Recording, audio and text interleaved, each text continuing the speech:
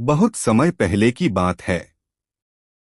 एक घने जंगल के बीच एक रहस्यमय घाटी थी, जहां दो जादूगरनियां रहती थीं। एक का नाम था त्रिवेणा, जो सख्त और कठोर थी।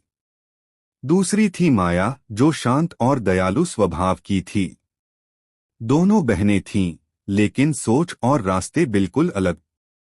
गांव के लोग उनसे डरते थे। कोई घाटी की तरफ नहीं जाता था। लोग कहते थे कि अगर कोई वहां गया तो फिर कभी वापस नहीं आया। एक दिन एक छोटा लड़का, आरव, जंगल में अपनी खोई हुई बकरी को ढूंढता ढूंढता उस घाटी तक पहुंच गया।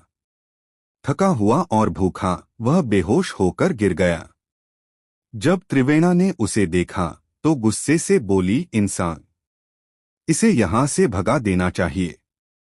पर माया ने उसका हाथ पकड़ा और बोली, नहीं बहन, ये बच्चा डरा हुआ है। इसे मदद की जरूरत है। माया ने आरव को खाना दिया, आराम करवाया और उसकी बातें सुनी। धीरे धीरे आरव को उस जगह से डर नहीं लगा। वह मुस्कराने लगा। उसने माया को फूलों की माला बनाकर दी और त्रिवेणा को अपनी मां के बनाए लड्डू दिए। त्रिवेणा पहले तो चौंकी, लेकिन पहली बार किसी इंसान ने उसे धन्यवाद कहा था। आरव की मासूमियत ने उसके भीतर की कठोरता को हिला दिया। कुछ हफ्तों में आरव ने उन दोनों को अपनी कहानियां सुनाई, जंगल की मदद की और दोनों बहनों को फिर से एक दूसरे के करीब ला दिया।